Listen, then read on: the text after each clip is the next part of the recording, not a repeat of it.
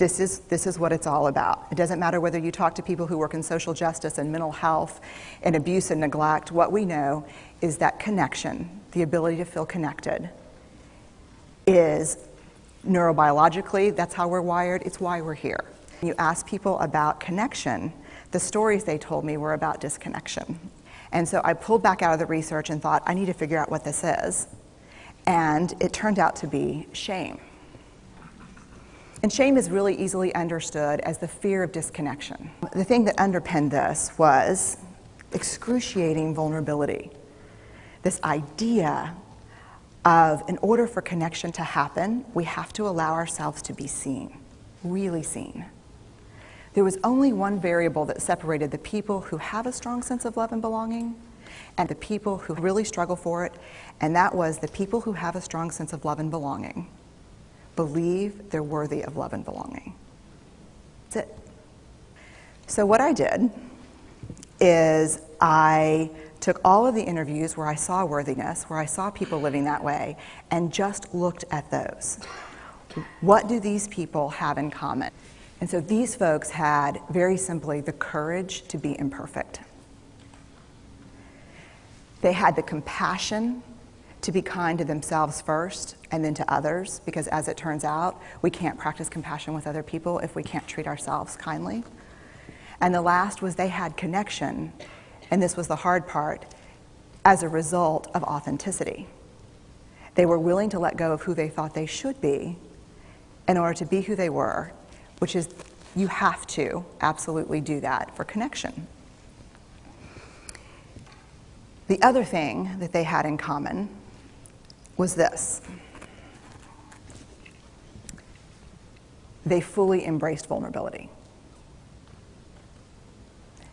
They believed that what made them vulnerable made them beautiful. And you know how there are people that, like, when they realize that vulnerability and tenderness are important, that they kind of surrender and walk into it? A, that's not me. And B, I don't even hang out with people like that.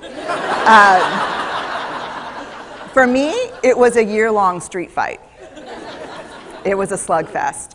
Vulnerability pushed, I pushed back. I lost the fight, but probably won my life back. We live in a vulnerable world. And one of the ways we deal with it is we numb vulnerability. And I think there's evidence. And it's not the only reason this evidence exists, but I think that it's a huge cause. We are the most in debt, obese, addicted, and medicated adult cohort in U.S. history. The problem is, and I learned this from the research, that you cannot selectively numb emotion. You can't say, here's the bad stuff. Here's vulnerability, here's grief, here's shame, here's fear, here's disappointment. I don't want to feel these. I'm going to have a couple of beers and a banana nut muffin. So when we numb those, we numb joy. We numb gratitude. We numb happiness. And then we are miserable and we are looking for purpose and meaning. And then we feel vulnerable, so then we have a couple of beers and a banana nut muffin. And it becomes this dangerous cycle. The other thing we do is we make everything that's uncertain certain. I'm right, you're wrong, shut up. The more afraid we are, the more vulnerable we are, the more afraid we are. This is what politics looks like today.